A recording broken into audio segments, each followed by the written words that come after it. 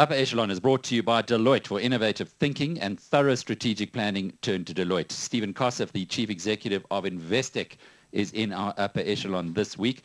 Stephen, looking back through your history, and what a colourful history it is. Born in Benoni, lived in Benoni pretty much all of your life until, well, just before you listed in London, you decided to move to the Big Smoke in Johannesburg. That background in Benoni, I suppose, has got a lot to do with the fact that Investec is as it is and the culture that it has continued with.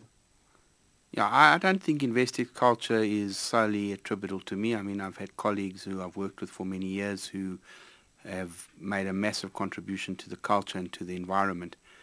I think we were all country boys. I think we came out of, none of us grew up in Johannesburg. I don't know if that means anything.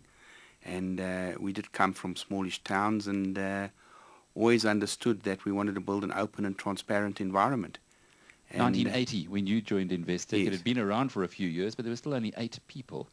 Yeah. But Larry Nestat, Ian Cantor, Errol Grohman, all Benoni boys as well. No, Larry was from Benoni. Errol was from, I think, Randfontein or Krugersdorp. I can't remember exactly which one. And then we had Bernard and Ian Cantor, who were from Pretoria and had grown up somewhere in the Free State. So those real country boys, as you put it that way. But you've really stuck with the, not only living in Benoni for so many years, but with Johannesburg, going to Wits, doing everything through Wits, your CA, your MBA, your BCom, and so on. And this is really the point I'm getting to, Stephen. At the time that you listed in London in 2002, there must have been some discussion between yourself and Bernard Cantor on who would stay in South Africa and who would go there. Yeah, I think Trevor Manuel actually told us that the chief executive, I was CEO at the time, would have to live in South Africa. So, I wasn't too uncomfortable with that. And Bernard had already gone to live in London in 1997. So about 4 years before we listed, Bernard had already gone to live in London, which I think was an important step for us as a firm. But our listing rules that we got from the National Treasury and Exchange Control prescribed that the chief executive and the chief financial officer have to be based in South Africa. Was it difficult discussions at that time?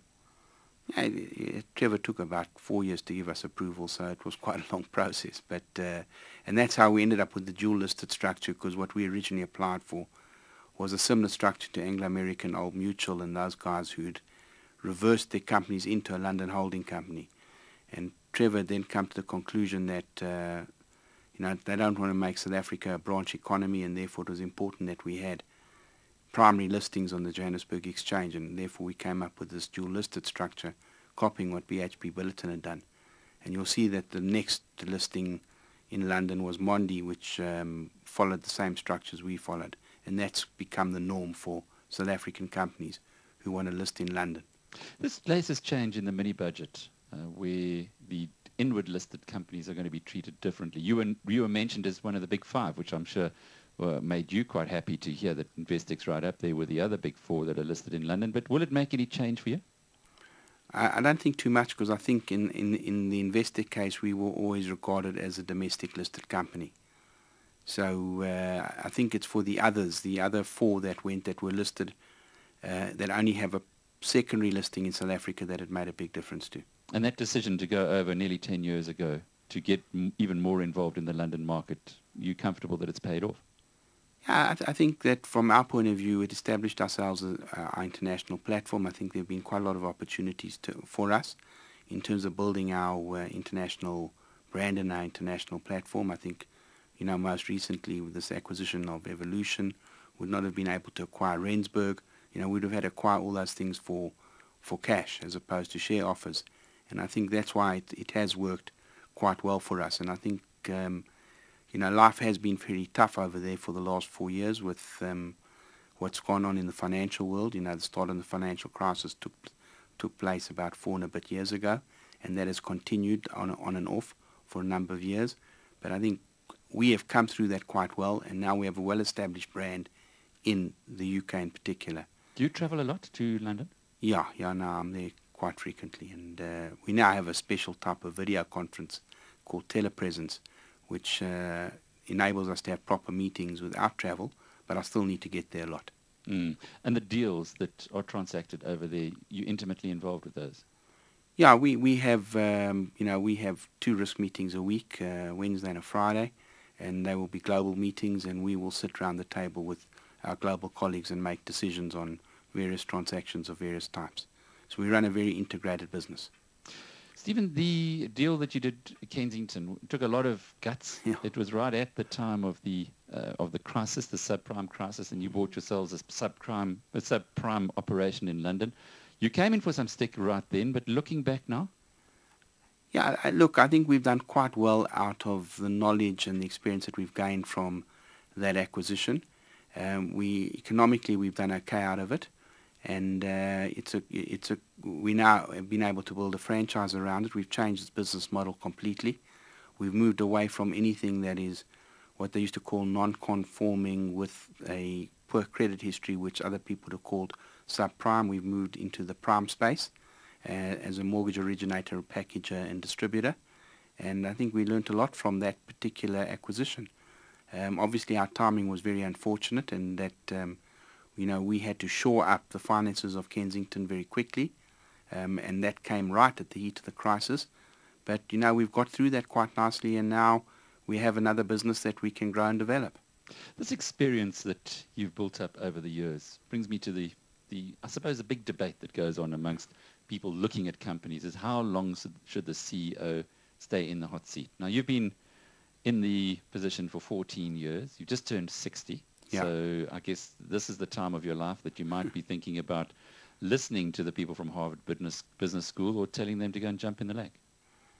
Yeah, look, I think that, we believe that we still got a few years to bat, and that we would have to transition the business to a new generation so that there's sustainability going forward, and, got to watch shifts in culture as that transition happens, and the organization is used to an owner-managed style culture and, very flat structure. And we have to make sure that we transition it to people who can perpetuate that forward. Yeah, but tell me straight now. Are you sticking around for a few more years? Yeah, no. Do you reject this idea that a CEO should only be around for 7 years and then move on? Yeah, no, I reject that. It depends on the firm, and I think that for our type of firm, the CEO can be around for a long time. And I look at other firms of our type that have been built up by, individuals and teams of people like Bidvest. Brian Joffe is still very much around. He's done some transitioning of late, but he's still very much around. And I think it's important for Bernard and I to be around for the next good few years. As far as Bidvest is concerned, that's the only outside of Investec listed company that you have, or that you sit, a board that you sit on. Yeah, I think that it's very. I'm also chairman of the Banking Association, so you can't have too many outside interests.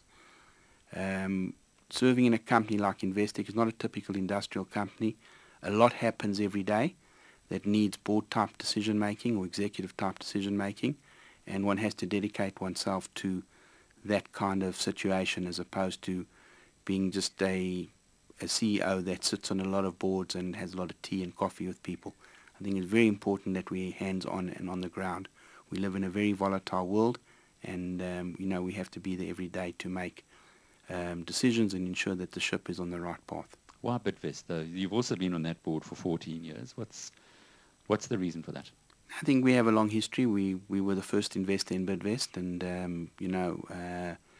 you've got a very strong company that's very well run, and I'm on the board as a non-executive, so I'm not on many of the committees. It doesn't draw a lot of my time. It draws on some time, and when you go on a board, you have to make sure that you're on a board with people that you can relate to and trust, and that they're going down the right road. And I think Bidvest is a very well-run company. Stephen, it's interesting to go back into the point that you made a moment ago about an owner-managed business, because that's very much what Investec is, and it's even reflected in your sponsorships, I guess, to a degree. We know Bernard, I know very well, is obsessed about horse racing. He's landed the best sponsorship that anyone could have thought of. And, of course, you're a Tottenham Hotspur supporter, and we see the Investec logo emblazoned on their shirts now, which is also looking like quite a good sponsorship. Yeah, it was Bernard's decision on both. Obviously, we had to have a committee that would have approved the derby. We thought it was a very good sponsorship, and it was well referred. Tottenham Hotspurs, I wasn't that mad on doing it originally because I felt that exactly what you're saying now would be what the general public would view it. Bernard told me, it's not about you, it's about what's good for the firm. Tottenham is a great London brand and a well-known firm, and I think Bernard was right. We've received a lot of brand recognition as a consequence of that sponsorship. I think the whole focus on sport has been very shrewd if you consider the bang that you've got for your buck there amongst perhaps the audience that you're trying to attract. Sure. And obviously, we originate in South Africa. South Africans love sport, and we had to pick the types of sports that are well followed by our typical client base. And I'm amazed at the amount of people that follow the Derby or follow Tottenham. We know who follows rugby and who follows cricket, and that also appeals to quite a broad group of people today that we actually deal with. But I was amazed at the amount of people, the amount of Tottenham supporters that came out the woodwork after we picked up the sponsorship, and the amount of people that actually follow the Derby. I was amazed. Stephen, most of the Investec story has been a good one. As I say, it's been colourful, it's been interesting, but you've also had your downs, the move into the United States, for instance. Yeah, I think there was a time when we were expanding our platform very much internationally, and it was very important. We're still in the United States, but now we have 30 people as opposed to 1,000, and we perhaps thought we could conquer the world, and then the world hit troubled times, and we had this big operation in the United States, and the revenue had dropped off, and then so you had expenses and half the revenue, and we had to do something quite proactive, which we did do. And we had to take that kind of corrective action. So, I think that's one thing we've always been, is an adaptable organization, that we can adapt to a difficult situation and deal with it and tidy it up, even if some of it is our own making. Why do you think it is, though, if one considers the two great success stories in financial services in South Africa in the past decade or two has been yourself and Discovery?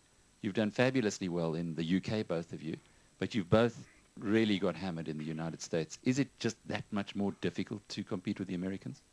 Yeah, it's a big place with a lot of noise around. It's very hard to make your mark. I can see how we've established our brand well in the UK. People know us and recognize us. You could find your position there. Coming from South Africa, you're used to the British culture. All our corporates were based on the original British type structures. America's totally different. It's very individualistic society. People are loyal more to themselves than to the firm, whereas in the UK you get a mixture, and you can build loyalty to the organization and to the brand, and people stay with you for a long time, and over time you can start attracting the right kind of people. The US, the best people go to Goldman Sachs, McKinsey's, Morgan Stanley. It's very difficult to compete with them, and to compete where you're hiring the C and the D division, just didn't live well with us.